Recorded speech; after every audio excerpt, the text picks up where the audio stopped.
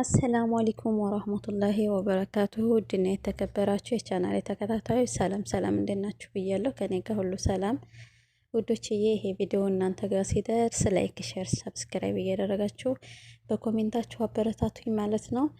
እና እንዴት ናችሁ? ሳምንቱ እንዴት ነበር? ከእናንተ ጋር ከኔ ጋር ሁሉ ሰላም፣ ሁሉ መልካም አልሐምዱሊላህ። ዛሬም እንደተለመደው ምሳሌ ክፍል 21 ይዤ መጥቻለሁ ማለት ነው። ባለፈው ምሳሌ ክፍል 20 አይተን ነበረ እና ክፍል 20 ላይ እንዳየነው ማህሌት ግልሰሪ ሄዳ እየጠጣች ነበረ። እዛውም ደግሞ እራት ለመጋበዝ ራሳቸውን ሊጋብዙ ብሩክ ምሳሌና ቅድስት ወጥተው ነበረ። እሷም በጎን ሆና እየጠጣች ነበር። ከዛም በኋላ ሰክራ ከሆነ ወንድ ጋር ለመደባደብ አንገት ለአንገት ተናንቃ አይተናት ነበረ። ከዛም በኋላ ያው እንደተቀመጡ እዛ ተቀምጣ እየጠጣች እንደነበረ ቅድስት ካየቻት ቆይታ ነበርና ጋሽ ተደባደቡ በማለት ለብሩክ አሳወቀችው ማለት ነው። ብሩክም እንግዲህ ወደ ሰውየው በመሄድ ከሰውየው ማህሌትን አላቆ ከዛ በኋላ ይዟት ወጥቶ ነበር ማለት ነው። እንግዲህ እንዳየነው በዛም መካከል ሞገስ ተቀጣጥሮ ነበር ከሞገስ ጋር ብሩክና ሞገስ እዛ እንደሚገናኙ ተቀጣጥረው ነበር። ያንንም በሚያይ ሰዓት አቶ ሞገስ ወዬ ይሄ ነው ሲበሉ አድርሴ ሲጣሉ መልሰኝ ማለት እንደዚህ ነው ብሎ ከበር ሲመለስ አይተነዋል። እንግዲህ እንዲህ ነው የልብ ጓደኛ ማለት እንደዚህ ነው አይደለ? በችግር ጊዜ ጥሎ እፍ የሚል በደስታ ጊዜ ደግሞ ከጎናችሁ የሚሆን ጥቅማችሁን የሚፈልግ ጓደኛ ማለት የልብ ጓደኛ ማለት እንደዚህ ነው። ለማንኛውም በክፍል 21 ላይ ደግሞ ይዟት ከወጣ በኋላ እንግዲህ ያው ለእህቷ ለኤፍራታ ማህሌትን አስረክቧል። ሰክራ ነበር፣ በጣም ሰክራ ነበር እና ለእሱ አስረክቧል ማለት ነው። ኤፍራታም እንዴት እንደዚህ ታረጋታለህ?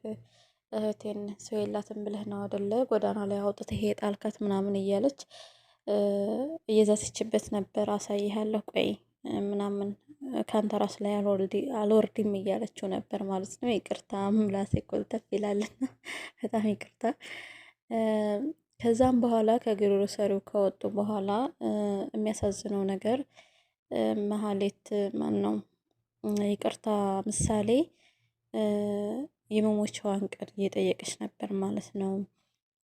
አባቴ መቼ ነው ሞተው? በጣም እያመመኝ ነው፣ ራሴ እየጮህብኝ ነው ምናምን እያለች አባቷን በጣም እየጠየቀችውም እያስለቀሰችውም ነበር ማለት ነው። ደጋግማ ስትጠይቀው አይተናል እና አስሞችም ልጅ እያለ እሱም በጣም እያለቀሰ ስሜታዊ ሆኖ እያለቀሰ አይተናል። እንዲሁም ደግሞ ቅድስትን ራሱ ቅድስትን እኮ አሞኛል፣ መቼ ነው መሞተው? እሞታለሁ አይደለ?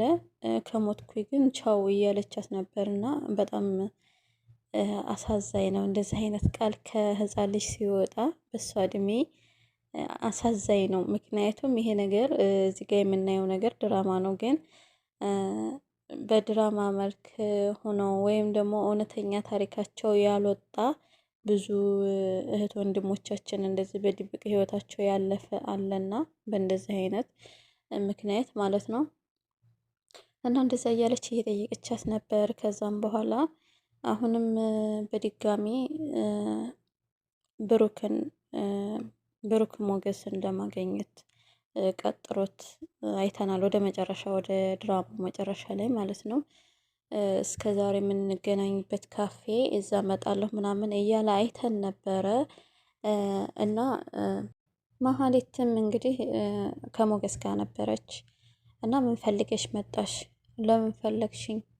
እያላት ነበረ እና ገንዘብ ፈልጌ ነው፣ ብር ፈልጌ ነው የመጣሁት ምናምን እያለችው ነበር እና ስጠኝና ልሂድ ምናምን ስትለው እንደዚህ በቀላሉ ምናምን እያላት ነበር እንግዲህ ስንመለከት የነበረው እና ካንተ የሆነ ነገር ስፈልግ ካንተ ገንዘብም ስፈልግ ካንተ ጋር አልጋ ላይ መገኘት አለብኝ ወይ ስትለው ወደሽ ነው እያላት ነበር እና ካሁን በኋላ እኔን በምንም ነገር ማስፈራራት አትችልም፣ እኔን መንከባከብ አለብህ። ምክንያቱም አሁን ከብሩኬ ጋር ወጥቻለሁኝ፣ ብሩክ አባሮኛል፣ ውጭ ነው ያለሁት እና ከሱ ጋር ምንም የሚያስፈራኝ ነገር የለውም። ስለ ራቁት ቪዲዮ ምናምን እንደፈለክ ማድረግ ትችላለህ፣ በሱ ልታስፈራራኝ አትችልም እያለችው ነበር እና ሞገስን እንደውም አንተ እሱን የራቁት ቪዲዮውን ለብሩክ ብትልክለት ብሩክ ምን የሚያደርግ ይመስልሃል? ቀድሞ እርምጃ ማን ላይ የሚወስድ ይመስልሃል? እና ቀድሞ የሚገልህ አንተን ነው። ስለዚህ ለራስህም ተጠንቀቅ እያለችው ነበር። እና እሱ ደግሞ ምንም ቢሆን ያለው መረጃ የመሀሌት መረጃ የራቁት ቪዲዮ ብቻ አይደለም እሱ ጋር ያለውና ብዙ ምሳሌን የመረዘችበት ምናምን እንደገና ደግሞ ስለ እንትኑ ስለ ቤቱ ስለ መኪናው ሽያጭ እነሱን የምታራዝመው ነገሮች ይሄ ሁሉ እሱ እጅ ላይ ስላለ ምንም ቢሆን ማህሌት አታሸንፈውም ማለት ነው። በማስፈራራት ሞገስን አታሸንፈውም እና ከዛም በኋላ ሞገስም ወደ ኤፍራታ ሄደ ማለት ነው። ከኤፍራታ ጋር ጊዜ እያሳለፉ ነበር እና አንተ አፍቅረህ ታውቃለህ ወይ? እና በቃ በፍቅር ስለተጎዳህ ነው ወይ ለሴቶች ክፉ የሆንከው ምናምን እያለችው ነበረ። ኤፍራታም እየጠየቀችው ነበር እና ሞገስም እኔ ክፉ ነኝ ወይ የሚል ምላሽ ነበረው እና ሞገስ ደግሞ ያው ቅድም እንደተናገርኩት የበፊት ህይወቱ ሴት ልጅ አፍቅረው ለገንዘብ ብላ ጥላው እንደሄደች እንደዚህ አይነት ተሞክሮ ስላለው ያንን አይነት ትውስታ እያስታወሰ ነበር ማለት ነው። እና ቤተሰብ እንደዚህ አይነት ነገር ይሄ ድራማ ነው። በኖርማሉም የምናየው ነገር አለ። በአንዷ ሴት ወንጀል አንዷ ሴት ዋጋ ስትከፍል እናያለን። ወንዶች ከእንደዚህ አይነት ነገር የተለመደ ነው ማለት ይቻላል። እና ማንንም ሰው አይወክልም። እኔ ሌላኛውም ሌላ ናት። ስለዚህ እኔም ደግሞ ዋጋ መክፈል ካለብኝ ራሴ በሰራሁት እኔ ራሴ ነኝ እንጂ ዋጋ መክፈል ያለብኝ እኔ ባጠፋሁት ያችን ምንም የማታውቀው ምስኪን ሴት የሷ ህይወት መበላሸት እና የሷ ህይወት መመሰቃቀል አለበት ብዬ አላምንም፣ እንደኔ ማለት ነው። እና ሞገስ ላይ የሚታየው ነገር ደግሞ በመጀመሪያው በሉላ በፍቅረኛው በሉላ ስለተጎዳ ሁሉም ሴቶች ገንዘቡን ብለው እንደሚቀርቡት እና ማፍቀር እንደማይችሉ የሚያፈቅሩት ገንዘብ እንደሆነ ምናምን እንደዚህ አድርጎ ነው የሚረዳው ማለት ነው። ማህሌትም ደግሞ አሁንም በሌላኛው መንገድ አሁንም ሌላ ተንኮል እያሰበች ነው ያለችው። ብሩክ መኪናና ቤቱን ሽጦ ምሳሌን እንዳያሳክም አሁንም ሌላ ዘዴ አምጥታለች ማለት ነው። እሱ ደግሞ ምንድነው? ኤፍራታ ናት ይሄን ነገር ያመጣችው። ኤፍራታ ተንኮል ያልቅብሽ ናት እና ማህሌት የሆነ ነገር ሞክራ ያ ነገር ሲያልቅባት ደግሞ ሌላ ነገር የሆነ ነገር አምጥታ እንደዚህ አድርጊም ብላ የሆነ ተንኮል ነገራት ትሄዳለች ማለት ነው።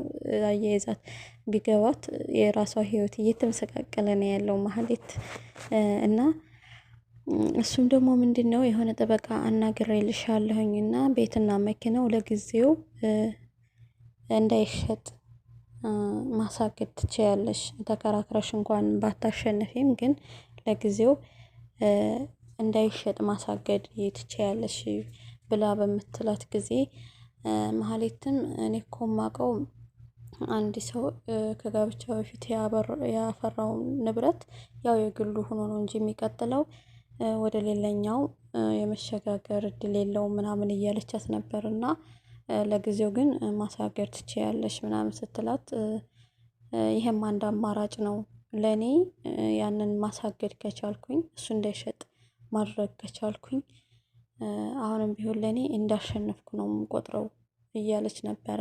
እኔን ከቤት እንደዚህ አድርጎ ከቤት እንዳስወጣኝ እሱም ደግሞ ልጁ እጁ ላይ እንድትሞት ነው የማደርገው፣ ምሳሌ ማለት ነው። ምሳሌ ብሩክ እጅ ላይ እንድትሞት ነው ማደርጋት ምናምን እያለች ነበር። እና በጣም የሚያሳዝን ነገር ነው።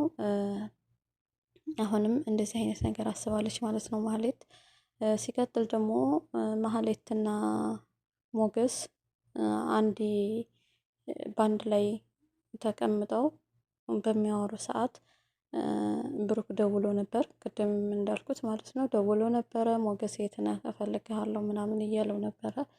እና ብሩክ ደግሞ ስልክ የደውለው ቤቱ አካባቢ ከደረሰ በኋላ ነበር እና ስልኩን የደውለው በቃ እዛ ሁልጊዜ የምንገናኝበት ቦታ እዛና እኔ ውስጥ ገብቼ እጠብቅሃለሁ ብሎ ብሩክ ውስጥ ሊገባ ሲል በር ላይ ሲደርስ መሀሌትና ሞገስ አንድ ላይ ቆመው ነበር ማለት ነው።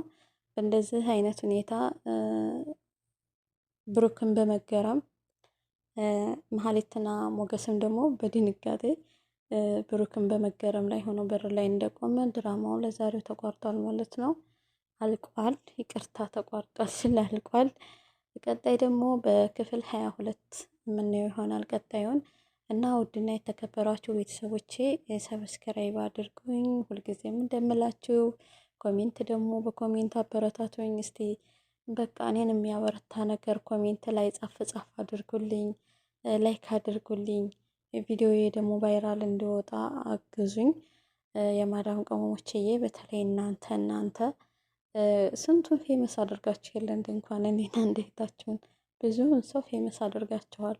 ዛሬ እንደዚህ ዝቅ ብሎ ወደታች ጎንበስ ብሎ የሚያየን ሰው ሁሉ እናንተ ናችሁ እንደዚህ ከፍ ያደረጋችሁት። በእርግጥ ከፍና ዝቅ የሚያደርገው አላህ ሱብሃነሁ ወተዓላ ነው። ግን ደግሞ እኔ እናንተ እገዛ ያስፈልገኛልና እባካችሁ ቪዲዮዬን ሼር ላይክ እያደረጋችሁ አበረታቱኝ ማለት ነው። አሰላሙ አለይኩም ወራህመቱላሂ ወበረካቱ። እንግዲህ ለዛሬው ይዤ የመጣሁት ቪዲዮ ይሄን ይመስላል። በቀጣይ እስከምንገናኝ ድረስ መልካም ሳምንት